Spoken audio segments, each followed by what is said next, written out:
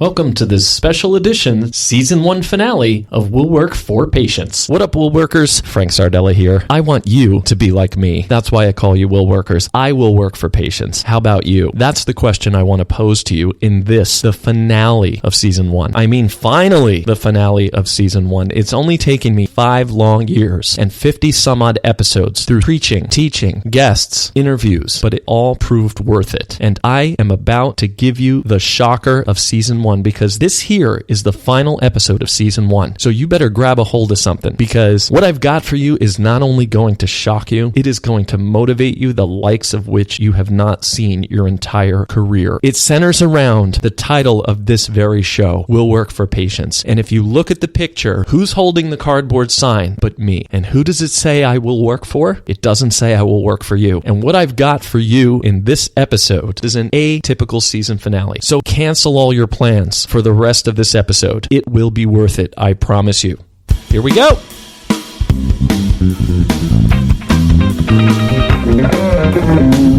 Thanks for tuning in for another episode of Will Work for Patients, a free advice podcast dedicated to help chiropractors get on purpose and grow their practices. Get ready to tune in and turn up the volume of your practice marketing. And now, turning up the volume on his mic, big-time chiropractic advocate and your host, here is Frank Sardella. I've already got the season premiere of Season 2 planned and in the hopper, but I had to squeak out a finale, the likes of which you have never seen nor heard. By now, you know the title of the episode. It's a shocker, isn't it? But the title signifies, I don't work for you, I work for patients. And so do you, and that's what we have in common. And in today's episode, I want to detail for you where we've been, not only in Season 1, but in Season 1 of my advocacy of the profession. I am proud to stand here today, nearly 25 years later, after that chiropractic miracle that I got that made me want to go into the profession. Yes, I admit at first I really needed a job because I was pretty ill and I was out of work. But at the same time, that job that I took was destiny. It was fate. I was destined to meet this profession because what I have been able to accomplish in those near 25 years has been astounding as I look back on it. And I want to share that with you today. And the shocker of the Season 1 finale doesn't come at the end of the episode. Spoiler alert, because it comes right now. I never said I was out to help chiropractors. And I'm not. And that's what I've realized. And I'm going to tell you why, and I'm going to tell you why that's to your advantage right now. So stick with me for a second. But I'd like to pause here because as we end this Season 1, I would like to pay tribute to those who are keeping Will Work for Patients on the air and working for patients. In practice, it's hard to garner any online attention without also breaking the bank and the practice in the process, and getting online reviews can be even more frustrating, especially when trying to get enough to outweigh that one bad one. It's inevitable. Social media is today's word of mouth. Well, I want to tell you about DC marketing products developed by Dr. Jerry Dreesen, practicing chiropractor, electronic marketing innovator, and former guest here on my show. Out of all his innovative marketing applications, my favorite are his practice review videos, a system of exploiting your positive online reviews, getting them widely read, and getting you way more bang for your online buck. Featuring a professional spokesperson, the most incredible thing about these premium review videos is their surprisingly low price tag, one of the best practice marketing values I know of anywhere. So visit dcmarketingproducts.com/podcast for a special offer to get your very first one of these amazing videos produced free just for being a listener of my show. Get amazingly better mileage out of your online reviews. Visit dcmarketingproducts.com/podcast now. First of all, I should let you know, I have so many episodes in the hopper that have already been recorded. And I was trying to decide, where does Season 1 end? I've been going on endlessly, and to tell you the truth, I've probably done 2 seasons worth of Will Work for Patients in the 52, 53 episodes published. That's not to say how many solo episodes have already been recorded and are in the hopper, and how many interviews I've done that are in the hopper. I have some interviews I've done 2-3 years ago at this point that I haven't even edited, published, whatever. And I was wondering why I had the brakes on with so many of it. And part of it was I didn't know the direction of the show. Now, I want to thank you, the listener, for tuning in and sticking with me, especially now that you've stuck with me since the beginning of this episode, because I've essentially told you I'm not in this to help you. But you got to hang on, because I want to show you how that's to your advantage. And the irony that's part of it is that it is majorly to your advantage. So I want to thank you for sticking with me. And I know your support because I look at the downloads of the show, and the show has received extreme popularity. It's the first show of its kind in chiropractic. And I'd like to contend that today there's nothing else like it, because there's nothing else like the way that I advocate chiropractic. And I don't want you to think I was the black sheep, because the black sheep tends to think they know it all. But I was perhaps the gray sheep, because I went out there and decided I didn't know everything, and that everybody that I've learned from so far doesn't know everything. And the reason I did that was because I've always known deep down that the methods that I've learned, though effective, that there was something missing from them. There was some little piece, there's some little connect that we just still weren't making, that no one has sought. There was no relentless pursuit for that answer. And I made that my contribution. I said, someone has to stand up and do it. It might as well be me. I really needed to find out for myself. I just couldn't. It was this itch that I couldn't scratch. And it was fueled by the desire to fulfill what I call the 90%. I decided that out of everybody we reach with our advertising, with our social interaction in our communities, I've decided we're only getting a maximum of 10%. That in all of our face-to-face interactions over the years with people who are would-be or potential patients, in all those interactions, we're only getting a maximum of 10% of those with the existing methods. Now, with the population numbers skyrocketing, 10% ain't bad. That's a lot of people. And a lot of us have had thriving enterprises on that 10%.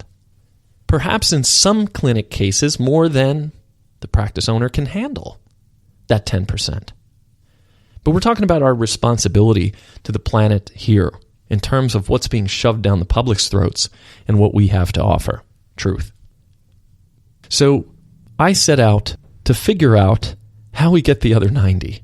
So I first had to establish why we weren't getting the 90, and then I had to establish how do we get the 90.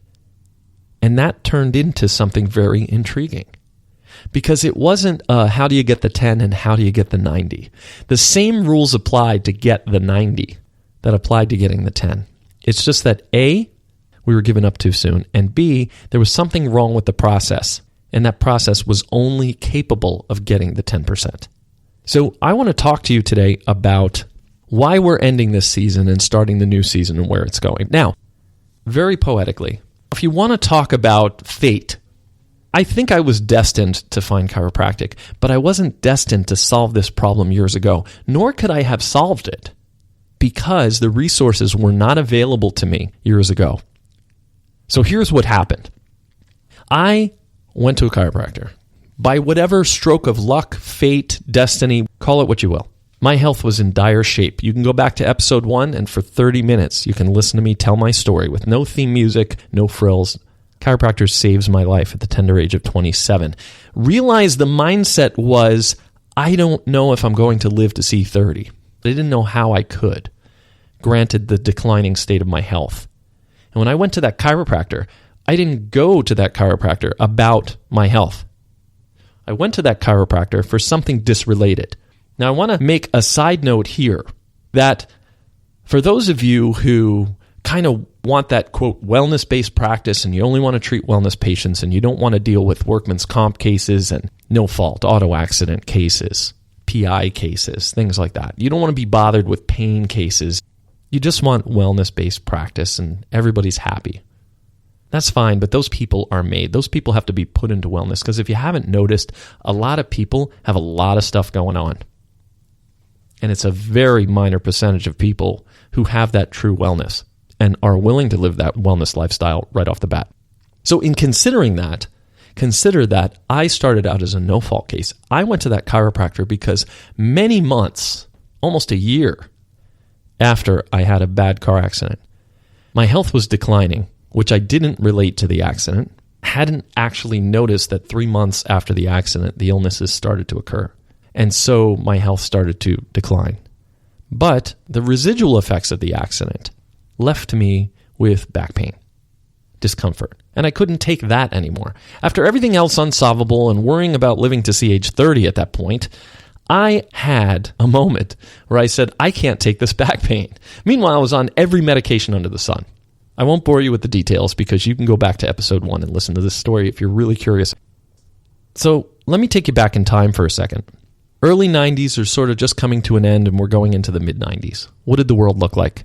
No internet, therefore no social media. I believe I got a cell phone the year before I saw the chiropractor. Bought my first cell phone. It was the size of a walkie-talkie. It was 99 cents a minute to talk on that thing, and I think $20 a month for the service. I believe I bought the cell phone at Sears. So there were no text messages. There was nothing. People were still taking pictures on camera. Hell, people were taking pictures on film still. I know I didn't have one. I was still using film for several years after this. So with no social media, no text messages and cameras and posting, with no internet. Now, there was internet.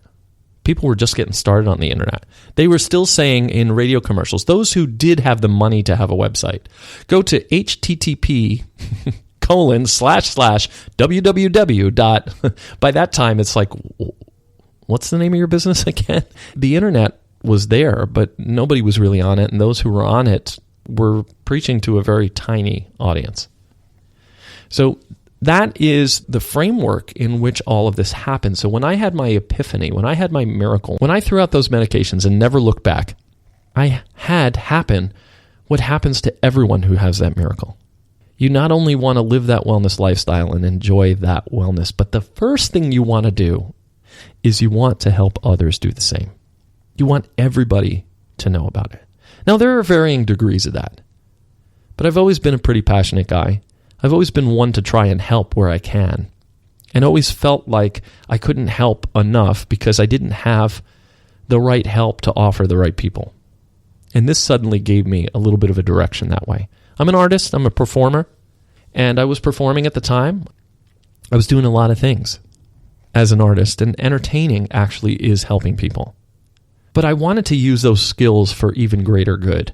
And now that I saw this, I was like, why doesn't the world know about this? And that's just what my thought was. Why doesn't the world know about this? Now, don't get me wrong. I told you, I took a job with a chiropractor because I needed a job. My health made me out of work. I actually got fired from the last job I had before I went to the chiropractor because of excessive absence from work. Sometimes leaving in the middle of the work. Sometimes leaving in the middle of work to go to the emergency room. And, they leveled with me. We can't have you work here anymore. You're just out too much. And that's that. So I did need a job, but I found it intriguing that I could get a job in a place that saved my life and in a place that had such an environment and an atmosphere I had never seen pretty much anywhere, let alone in a doctor's office. So needless to say, I said, wow, what a working environment to work in. And boy, was I glad, because I worked with an experienced set of people who had been around the block a number of times. They had boomed that practice into several satellite practices, and I learned everything I could. I was a sponge. I absorbed everything. But mainly I absorbed that energy.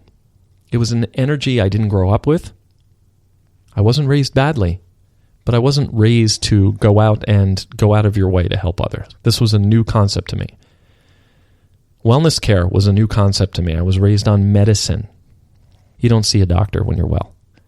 So given my background, I was a sponge to absorb all this stuff. And there was so much more to it than that, which I could pay homage to in a subsequent episode. But let's stay on point here. What did that do for me? It gave me the ability to help everyone. And not only did I help everyone in the communities that we served, in quite a large area geographically. So the amount of advertising I was doing, keep in mind, advertising was different back then. We had billboards. We were in each of the communities around all the offices. We were in like 4 different yellow pages, spending a fortune on advertising, the practice had maybe 15, 20,000 people on its mailing list that had been there for a significantly long time. So all of that being said, if you can picture that time period and frame it within that context, you'll understand why I ended up working with you. My first instinct was, this isn't enough. This isn't enough help. Now, don't get me wrong. This was also my first foray into having any kind of enterprise on my own, or thinking that I could. And this actually taught me I could go out and start any kind of business, because I really was mentored very closely by these people, and I'm eternally grateful for that. What I learned there is invaluable, and I use to this day. And I've expanded my knowledge. Though my instinct was, wow, I always wished I could have my own business and do this, and I was excited about having my own enterprise, I was still driven by this original impetus to help others because I had been helped. But when I decided to split off, again, we're talking the mid-90s here. After 2 years, well, I did the only smart thing I could think of. I stepped out of a really nice weekly salary and turned my former employer into a client. That was the first thing I did. Considerable pay cut, but I turned them into a client. And it got me unplugged from 9 to 5, Monday through Friday, and all weekend long, and all the things that I had to do. There was no way that was a 9 to 5 job. There were times I was there till 2 in the morning, and there was always stuff to do. And invaluable experience. Invaluable. I use to this day. I consult a lot of what I learned. But when I went on my own, I wanted to reach everybody. But now that I framed the context for you, you have to realize, how was I to get that message to the masses? Now, I'm an artist, so I could have gone on stage and done it. But think back to, if you're old enough to the mid-90s. What stage could you be on if you weren't a celebrity that would reach enough people? And I was far from celebrity status. As a matter of fact, the bands I was playing with, the best band that I had toward the end of the 90s finally made it to the studio. We cut an EP, a 4-song EP, which I have a copy of here in my office. I have a copy of the album cover on the wall behind me. And right after we cut the CD and we're getting ready for the release, the band split up. So I didn't have that. And even in the late 90s, even though I now had a StarTAC cell phone, was it? That little flip, looked like Star Trek. Hey, I just realized that StarTAC, I think, was kind of like Star Trek because it looked like the Star Trek communicators. Wow, it only took me, 20 years to figure that out? Nonetheless, I still needed a platform. So what was my platform? I decided that I needed a platform. I needed a channel to reach the planet. So I sat down and I thought about it. I'm good at figuring things out logically. I'm good at seeing what's available to me and what's before me, and then deciding what the best way to use that is to get to a certain end. I'm a means to an end kind of guy, but being able to work with the means that I'm given to make something happen. And I've always been able to do that in a lot of areas. Example, just leading in so you kind of get the magnitude of this. When I was in that director of marketing position for all those practices, one of the things I had to do was deal with redesigning the whole company newsletter, which I turned into essentially a newspaper. And at the time, I was an X-Acto knife and had to paste up things to make actual giant boards that went to the printer to be photographed. But I was using amateur Microsoft graphic design software to design our postcards and things like that. It was very amateur. And it didn't have all the things that these programs that professional graphic designers use, nor did I have the time, nor the money, because they were very expensive software, to be able to put into learning that software. So I was using my simple software, but somehow I was able to get the effects out of that software that apparently no one else has. Every time I would go to a printer, they'd go, wow, this is a really good layout. I've always been good at layouts, so I have the layout in my head. Somehow I made the software make that layout, even though I didn't have professional stuff. So here's the printer looking at my artwork going, wow, what did you design this in? And then they started rattling off design programs. And when I told them, embarrassingly, face literally turning red, they were like, you did this in that program? So that's what I mean. I'm a means to an end kind of guy. When I get that picture in my head of what needs to be done, I see the means before me and figure out, how do I use these means to get to that end? because you got to work with what you got, right? Now, yes, you can decide you're going to find new stuff, but to find that new stuff, you got to work initially with what you got. That's the bridge gap right there. So that's what I was always able to do. So I said, what do I have to work with? Well, I wanted to get into the consulting game because I needed to make money to be able to advocate chiropractic. And this was the very beginning. This decision was the very beginning of what we're talking about today in this season finale. Hang with me here, because this is kind of a cool thing. It was because it was an epiphany that I had recently. So now, here we are, mid-90s. All we have is Yellow Pages, and then massive channels were only like radio and television. And even radio had a limited locale, and even television had a limited locale. Unless you were like Pepsi or Coca-Cola or long-distance carriers. Before we had cell phone company wars, we had long-distance carrier wars. They had big money to spend, but that even was only national advertising. Some of those companies were only in the USA. They weren't global. So there was really no global channel to get on. But I was like, wait a minute. There is a channel. Chiropractors themselves are in contact with the public. Chiropractors themselves are motivated in the same way that I am to get people under care. So we have the same purpose. We need to work together. Now, if I had rested on that, and if I had written it in large letters on a piece of paper and pasted it on the wall and made it my mantra every single day, I probably wouldn't have to have gone through the gyrations that I did. But I'm kind of glad that I did in the end, because a lot of stuff was made available to me that would not have otherwise been. But had that happened at that time, I probably would have accelerated the timeline a bit. If it had rested at that, everything would have been fine, but I went a little bit off after that. So what do I mean? I decided that chiropractors have the same purpose as I do. So we're technically working on the same plane. We want the same things. So let's work together. That was my first thought.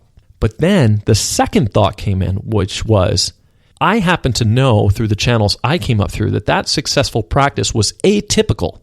And the typical ones, there were probably a dozen or two for every one of those huge booming practices. And I noticed there were chiropractors who were struggling even back then. We'll get into that in season 2, I promise you. We're going to take up these factors. These are the issues, because you're going to get real help now as a side effect of what I'm really doing. Because again, I want to remind you, I'm not here to help you. All right, let's stay on point. So where are we? I decide we have the same purpose. I decide we want the same things, and I decide we will work together. Then in the same paragraph of thought, I said, I know what I'll do. I'll help, get that wording, I'll help thousands of chiropractors. Now get who I said I'm going to help now, right? I wanted to help the billions of people on planet Earth find chiropractic.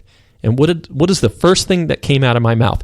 I will help thousands of chiropractors get thousands of patients, and then I will reach billions of people. Now let's dissect that. Let's put that under the microscope, first of all. Think about it, because it's got sort of a good and a bad to it. The bad is really where it went off the rails from what I wanted to really do and how it distracted me. That's the only bad in it. It was still good to help you. Let's be clear about that.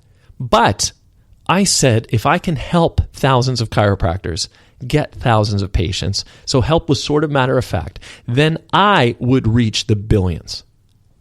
The only problem is that wording, if it was on some proverbial piece of paper in the sky, that piece of paper faded over the years, maybe deteriorated and decayed a little bit. The acid ate away at it. And it was like those archaeological discoveries that are made with some scroll that's thousands of years old that they find that's barely legible. This was sort of what that was, because those key words in there I forgot. You were a channel for me to get to the billions. Now, that may seem selfish. It may seem like I was stepping on your heads like little stepping stones to get to what I wanted. But you have to realize my original idea was we have the same purpose. We're working together. And if I meet my goal, this was the only, if I had said this third thing back then, I wouldn't have had to wait 20-something years for this epiphany. But if I made it to my goal on those terms, you win too. We all win. It's not just a win-win. It's a win-win-win. I win, you win, the planet wins. Not necessarily in that order. And that was my epiphany recently. Because why? What happened after that? I started working my ass off for the subsequent years. Okay? So no internet. So we said no social media, no online marketing, barely any websites. The websites that were up there were crap. I still didn't have email. Only corporate people seemed to have email. So we didn't have any of that electronic media. That's where we were at that point. So where does that take us? What does that mean to us? So I had no other way to do it than this, but that also meant no online conferencing. So guess what I had to do? I had to go out into the trenches and do it all on my own physically. So I started going out and meeting chiropractors in their offices. Opened up the yellow pages, went around, met some chiropractors, got a client, maybe got introduced to someone else. Started with some people that I knew, some people I had known through some consulting groups, and called them up and said, hey, do you need any help with your marketing? That bought me a lot, but I had to work very hard. And when I look back on those first couple of years, I was doing very well for myself. And I was doing very well for the practices that I was helping. But when I look at the grand scheme of what my overall goal was, to say I was behind the eight ball or just behind in general would be an understatement, because I hadn't even scratched the surface in terms of a planetary change, in terms of shifting the public's attention from medicine. Hold on to your hats here. This is another season finale shocker. Not to chiropractic, but to themselves, to raise self-awareness, because self-awareness is what got me to accept chiropractic, not sales of chiropractic. And that was an important discovery. We're going to take that up in season 2, and you can mark my words on that. But that's what I had decided initially to do, and in looking back, it was like I hadn't even started. And I was making good money at it. I was doing really well. Then I got a little distracted from that because I saw a bigger channel. And we're going to run a little long in this episode, but the season finale is always that long double episode, isn't it? So stay with me here. This is going to be totally worth it for you. And you're going to want to stay with me to the end, because the season premiere, if you think this is great, the season premiere is going to knock your socks off. So now I saw a new channel. In meeting these chiropractors and working with them, I kept having the same thing come up. The types of patients that they were looking for were corporate. They wanted corporate patients. Now, here we are, still technically the mid-90s, but it's now like it's the late mid-90s, actually. We're right in that area. And I realized what I needed to do. You know, the practice I had worked for, I used to network with corporations and community groups and whatever. I would set up events and I would get things going, and we would do these public screenings at, public events that were already set up. Some of them I had to set up. I had to set up talks. I had to set up these, big wellness events at these corporations. And at the time, there were no channels to get those either. In fact, most corporations weren't doing any of that. But I had an ace in the hole. I had the ability to do that, so I experimented with it. I did some public events. As a matter of fact, I'll give you a free piece of advice here in this season finale that I just gave a client the other day. The way I started out, I was putting on like little wellness events in the front of Walmart. I went and talked to the manager and told him I had to do that. I wasn't charging much to the doctors. I wanted to kind of get my feet wet and get the process going. Made a few bucks off it. But the main point was to get these events going, get the local chiropractor some help, and I was networking with some other types of wellness professionals. And we put on these events at like Walmart and Sam's Club and, these different types of places. And I got my feet wet doing that while I was warming up for the big thing. Because prior to my getting ill in the first place, my last major job was a corporate job that I had left to potentially start my own business. And boy, did I get what I wanted, but I should have been a little more specific. I didn't know the car accident was going to intervene and then launch me into that career.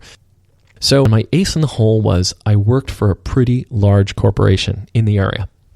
And I knew they were headquartered in New York City. And it was already a couple thousand employees where I was in the facility, the satellite facility I was in the suburbs. But I knew headquarters. And I wanted headquarters because I realized if I could get into New York City. Now, again, I was being an entrepreneur. I definitely wanted to make money at it, but I was staying within the realm of what I wanted to do. And I'm like, I want to help chiropractors. So chiropractors keep telling me they want corporate people. Why don't I just start a company that sells corporations on doing this? Now, here's where the pioneering came in. I wouldn't necessarily say I pioneered companies. I contributed to it, but I didn't pioneer companies adopting this, put on wellness-based events for our employees to to raise morale and productivity and, that kind of thing. But I did help pioneer that. And I found out much later after I started this offshoot company that there was someone else doing it, because a lot of my clients started mentioning this other guy's name. To this day, by the way, 20-something years, never met the guy.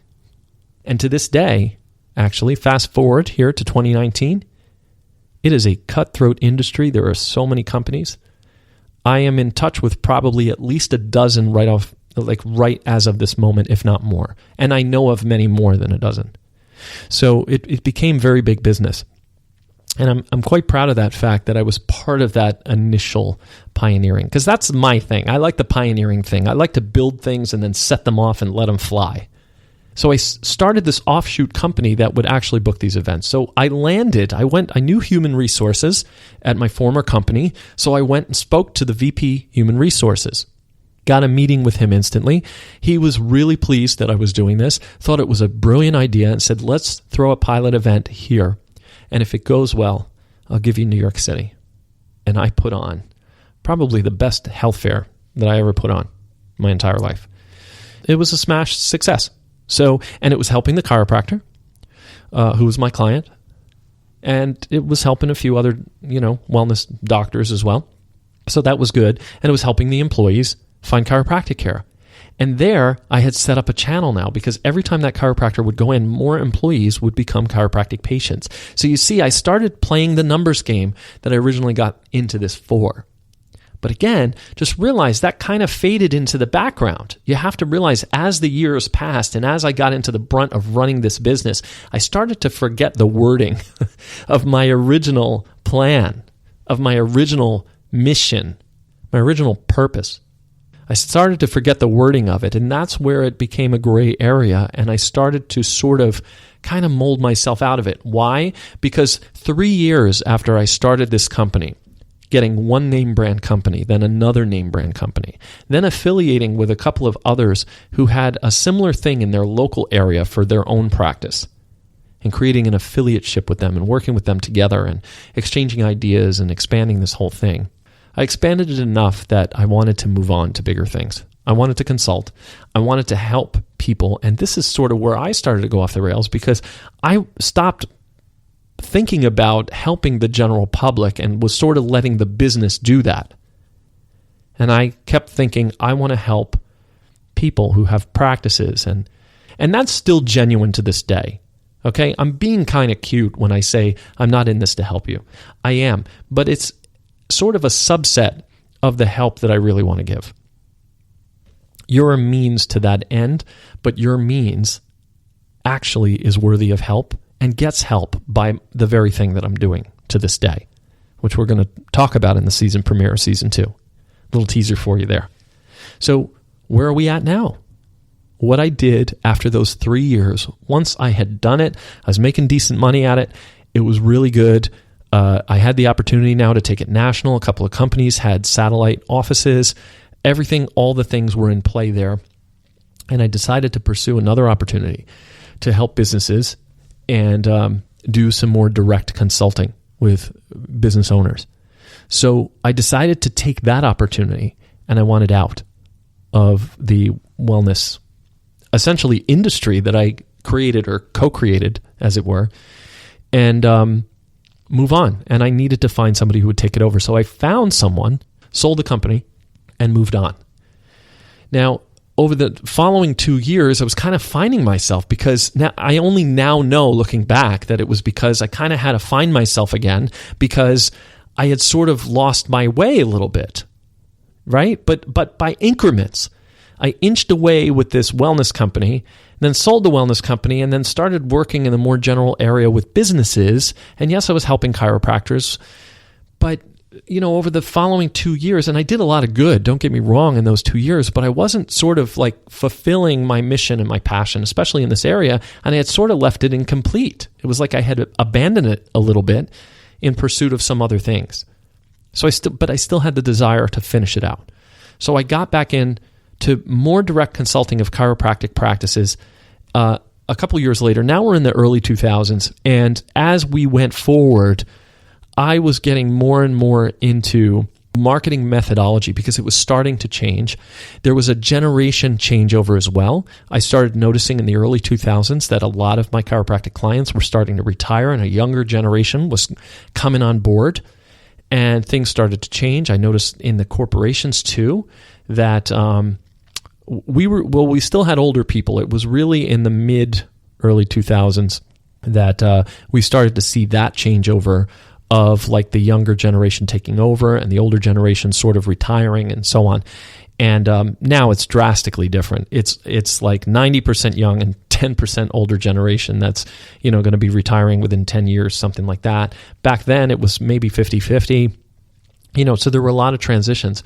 But I'm also an observation guy. When I say to work with the means, I actually also am good at taking advantage of the means. And when I say take advantage of it, I'm able to see a lot more than most people can see what you can get out of what's in front of you. And that there's a lot of stuff there to work with if you just look for it. But what I hadn't realized I was doing is I started going out. As a matter of fact, my company evolved in the mid-2000s to a full-blown screening company. It was a screening coverage company. It started with one fax, by the way. I created a fax that for the summer, I wanted a campaign to get more chiropractic clients. So I got a fax list of like 15,000, people or whatever. And I decided I didn't want to be a fax blaster, so I didn't hire a company to do it. What I did is I actually wrote a letter to the chiropractor. I addressed them each individually. It's crazy because I sent thousands of them. And I would actually, put the letter together and an actual flyer that said, for the summer months or for the next 3 months or for a limited time, we're now providing screenings for the chiropractor. And the phone started ringing off the hook and it never stopped ringing after that. It was the campaign at the time. Apparently it was the thing with that generation of chiropractors. So that built a client base for me very nicely. And I started to expand. And in that screening coverage company, and to this day, I still cover a limited amount of screenings, but only in the New York City area. But at the time, I was going up to Boston. I was going down to Virginia. I was all over the place. And a lot in the greater New York area, New York, New Jersey, Pennsylvania. I was covering a lot of events there, hiring and training screeners on my method. And what I didn't realize was occurring is I was actually screening and surveying, because keep in mind, they were filling out these forms I was having to fill out, screening and surveying thousands of people. Now, in the last almost 25 years, I've probably screened 25 to 30,000 people. Well, after a while, you start to see trends in a group of that size. So I sat down and I started inventorying. And that enabled me to develop what became the true screening process. And then after I realized screenings were a 4-letter word, and what I am is not a screener, it's a chiropractic advocate. And then when I realized what chiropractic advocacy really is, and just so you know, it's not promoting subluxation, it's not promoting chiropractic adjustments, it's actually not that. It's got a lot more to do with self-awareness. We will get it into in season 2. But the point is that I had those thousands of surveys to help me develop my true screening process and what I called at the time the lifetime patient ladder, 17 states of mind that I discovered people are in on the subject of health and wellness, from complete oblivion all the way up to a lifetime patient who refers. And right dead center, step number 9 on that ladder, I'll be damned if it wasn't the exact state of mind that I discovered that a person needs to be in to do 3 things. Show up for a scheduled first appointment, day 1. Know why they're coming, and be very interested in what they're about to find out. And that to this day is what I create. That to this day, when I coach chiropractors and their staffs, is what I teach them to do. Even their staffs who field phone calls from new patients. Even the staff who handles the Facebook inquiries. Even the staff who are just confirming set appointments made. To this day, I teach that. So a lot of good came from all of this. But at the same time, I was still then trying to sell you on this program so you could sell the general public. But what happened in the meantime? Well, 2006 brought us Facebook. I don't know about you. I was on MySpace before that. I thought it was the greatest thing I ever had. But Facebook was coming around and people were mentioning it. I'm like, no, I got my MySpace thing. I don't need to be on it. And then within a couple of years, I got my first Facebook account, and didn't do anything with it. And then I started realizing the power of social media. So what happened? Social media invasion was here. So there were a lot of channels. Now, it still took me years. I was still going out on the road. And it wasn't until 2011 that I got online, where I didn't have to travel to Boston or to Virginia or to wherever the heck I was going to consult chiropractors on site. It wasn't until 2011 that I was able to get onto an online platform where I could coach and record coaching calls online. And when I moved online, it was a game changer in terms of my reach and my capability. A lot of help for a lot of people in way less time. And it was definitely a good move. But in retrospect, when I look at even that, there was still this ache for getting everyone. That 90% still loomed over me because I knew I wasn't getting it, because I knew that I still wasn't reaching enough people. But what was I doing in this social media and technological revolution? Amidst that, I was still doing it the old way. Remember, my original decision was help everyone on the planet. Technology didn't exist, and then I needed your help because we had the same purpose, so it made sense for us to work together. I would use you as the channel, help you get thousands of patients, times the number of chiropractors on the planet, exponentially, we would have growth. Now you're talking millions and billions of people. So remember, that was my original impetus for doing this entire thing. I was still operating on that as of 2011. And it would take me 2 years until, here's what you have to thank. Growing up as a child, I had a love of radio. It wasn't just music. I'm a musician. I love music. I songwrite. I perform to this day. As a matter of fact, I just performed last night with a band I used to play with, asked me up on stage last night. To this day, I still perform. So I did have a love of music, and that's part of what got me into radio. But when I would listen to radio, I think I would get even more joy over listening to in between the songs, the announcers talk, or how people read copy on commercials and whatever. Now, we'll get into this later on, but I actually have written commercials for radio. I still do to this day. I know how to write 30 seconds or 60 seconds of copy exactly. No one ever taught me to do that.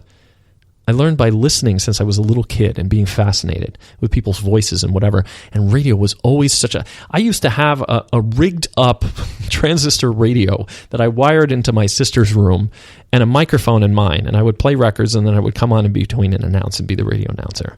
Sounds like a ridiculous kid's game, but it was dead serious for me. I always was obsessed with radio. It's my platform. So that being said, around 2014 is starting to happen now, the first few months, and I'm getting that itch because I'm realizing, I'm like, you know what, because I'm starting to blog and I was writing articles and I'm a really good writer. And I was writing newsletter content all these years. And I'm like, I have all this content. I'm like, this podcast thing I heard about, nobody was really doing it to amount to anything, but I heard of the concept of podcasting, and I was like, what a great concept. It brings radio available to anybody. So I did what I thought was an episode based on an article I had written, and I essentially was just reading the article I wrote. And I liked it because it was sort of good that I was recording something and it was audio, and I thought it was a really good format, but I'm like, what did I do but just narrate an audiobook? So I kind of put that aside for a few months, and a few months later, I was like, you know what?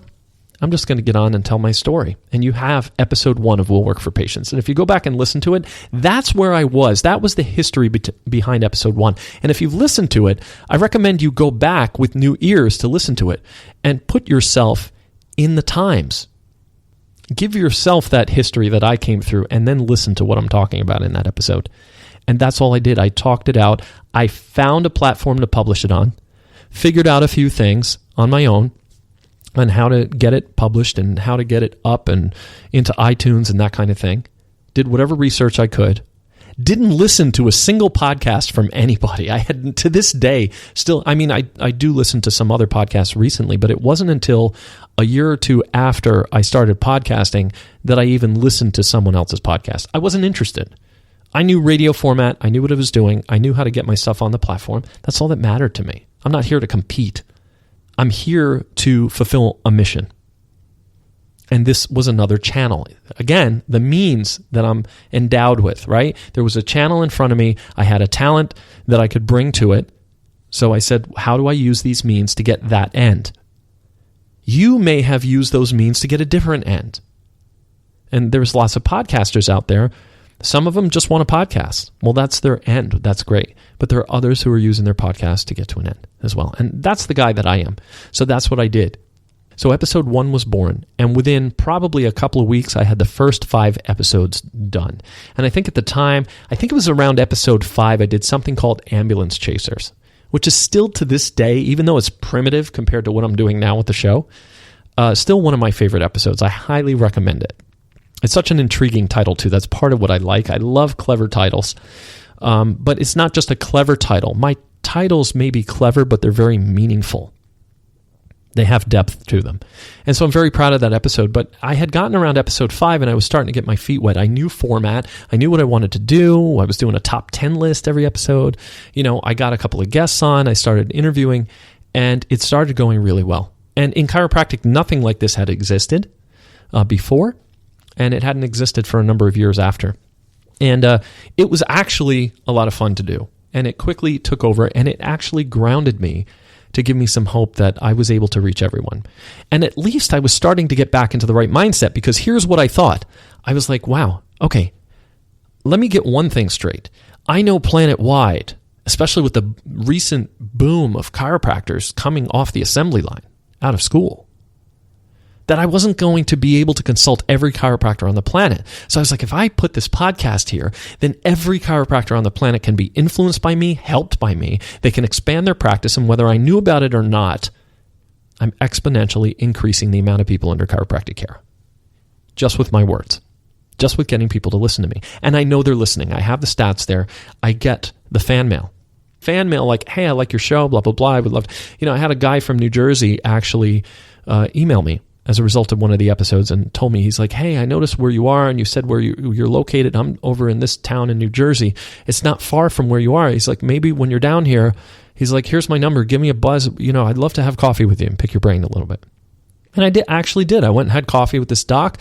We sat down. We talked shop a little bit. It was great. And he's one of the most avid listeners of this show. So you have to realize that it's not, hey, I don't want to help you. You were the channel, but also it was a win-win-win. Now, here we are today, and it's less than a year ago that I had the epiphany, because I had some plans in the work. And when I say plans, I've been developing new products. I've been developing new ways of marketing. I've been further developing my true advocacy process, formerly the true screening process. My lifetime patient ladder is now the road to patient advocacy. I have 12 steps to advocate and create a day one. Who knows why they're there? Interested in what they're about to find out. And I have all kinds of things in the hopper. I have ebooks and manuals that I've written. I've got online courses. I've got videos that I've shot. I have screening demonstrations that I've actually recorded of my method in use by me on real people. And we've got those available now. I've got what I call the screening tapes, which are a series of audio lectures that I recorded that haven't even been released yet. I have all these things. And then I had a couple of direct-to-public podcasts that I had planned. They were all sitting there. So picture this sort of shelf that's sagging from all this stuff sitting on it, all seemingly related, but it wasn't really indexed in terms of magnitude of importance, let's say. So I didn't really have anything prioritized. But when I had the epiphany, everything came into focus, and I knew exactly what I needed to do. The epiphany was, I didn't get in this to help you. And that's the season finale shocker. I didn't get in this to help you. In fact, I don't want to help you. I could say those words and it could be true, but they're not as mean as they sound. I don't want to help you as my main purpose, as my career. I want to help you because that means that I make my mission. But who I want to help is the world. I want the same thing that you want. That's where I'm coming from. I want the same thing that you want, except I want to connect you and everyone else like you and get you guys to do the best that you possibly can. Expand the deepest into your community that you possibly can. Because when you add that times the number of you that are out there, now we're talking millions and billions. And we're talking my original idea on what I wanted to do. And that's where it all became clear. And suddenly all these items on the shelf started to fall off the shelf and into file drawers. And the only thing left was one of the things that I had been planning for over a year, probably 18 months. that I had never quite gotten off the ground because it just wasn't coming up in the right priority. And that was something I now call the Wellness Broadcast. That I'm going to talk about severely in Season 2. It's going to be the main topic of Season 2. And that is your cliffhanger right here, because I'm not going to talk about it right now. But I will tell you this. It's a direct-to-public podcast based on my 25 years of experience advocating chiropractic, based on the breakthroughs that I've made in advocating chiropractic, in getting through to people, in making them actually self-aware, not reading scripts, not trying to beg them, sell them, make them offers, $50 instead of $250 for x-rays and none of that. My true advocacy program personified in a podcast that goes direct to public, that screens the public using my method, that actually screens the public, that's interesting, that's been getting a lot of great feedback since my launch, May 1st, 2019. Today's recording we're almost mid-July now. Launched May 1st, and it's going tremendously. Now, for more information on that, I will put it on the episode page.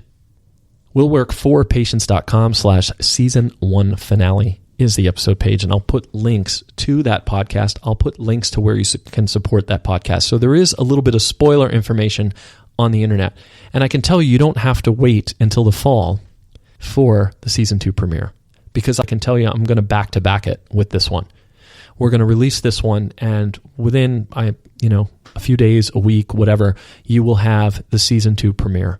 And this show is going to take on a whole new face, and you are absolutely going to love it. Now, is Season 1 invalid? Absolutely not. There's so much useful stuff. There are so many useful guests. There's so much content in Season 1. You should go back. Some of those episodes, I actually look at the downloads of them. I look at the plays.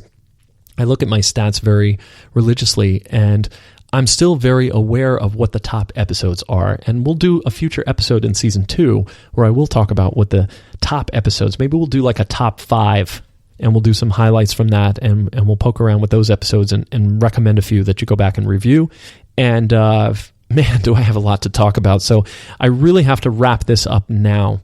So what's the point here? The point here is I'm still in this to help you. It's just that I'm back to my original decision, and now the media, the platforms, the channels exist for me to get to the masses. And the cool thing is, just like when I said I'm going to create this podcast, Will Work for Patients, that I would thereby be consulting those chiropractors, all of them. Now I'm able to reach out to anyone on the planet within listening distance. And the channels that I'm getting on to promote it are incredible, and I'm going to talk about that in Season 2, Episode 1 as well. That season premiere has all the answers for you. I'm going to actually tell you how you can use the podcast, because guess what? Think about this while you're waiting for Season 2 to start. Just like I'm helping every chiropractor on the planet with Will Work for Patients, you can also have me out there screening for you without us ever having spoken. Now, I hope that's not the case. I hope you will reach out to me. I hope you will talk to me. Now, you can reach out to me. frank@screeningexperts.com. I'm actually not going to change that email address. I really love that email address.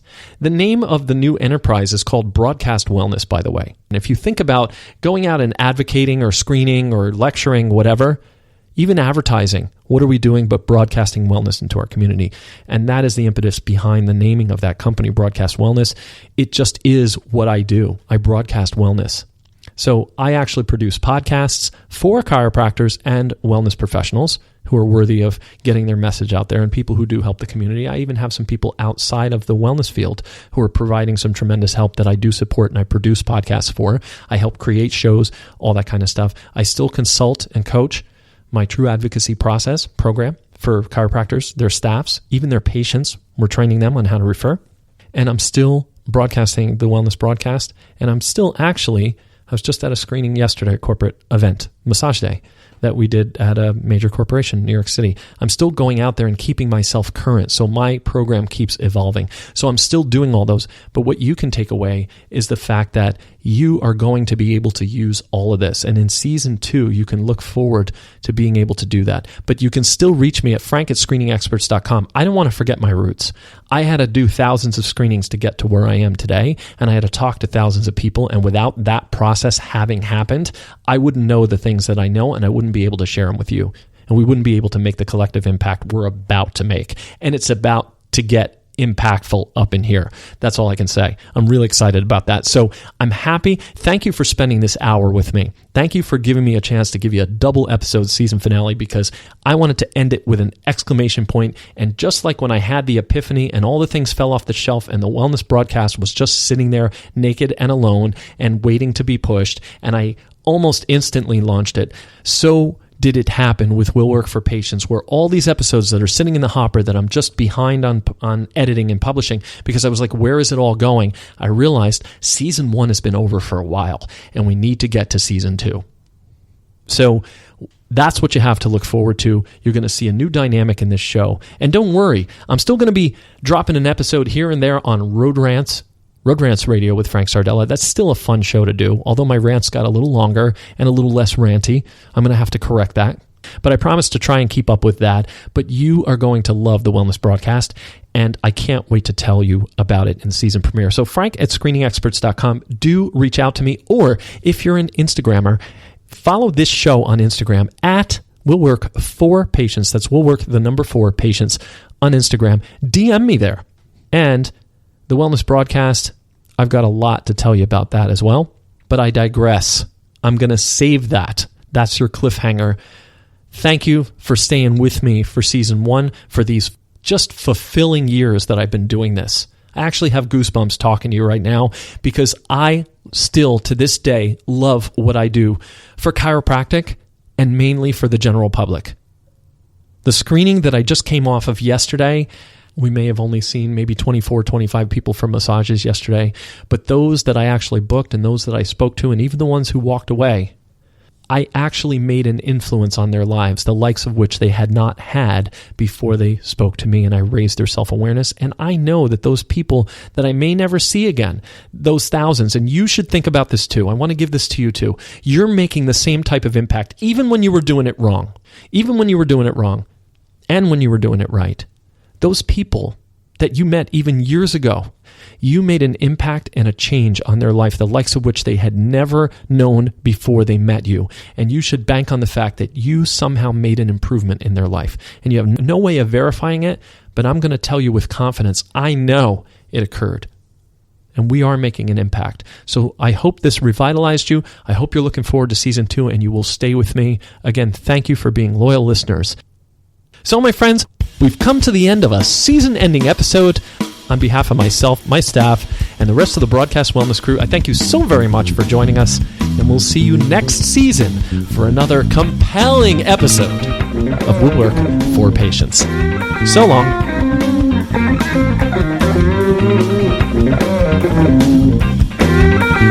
Be sure to subscribe and share. Will Work for Patients has been brought to you courtesy of Screening Experts, bringing unscripted simplicity to chiropractic marketing complexity. Today's episode, copyright Screening Experts LLC, musical score composed and arranged by Frank Sardella ASCAP. For more information, visit screeningexperts.com.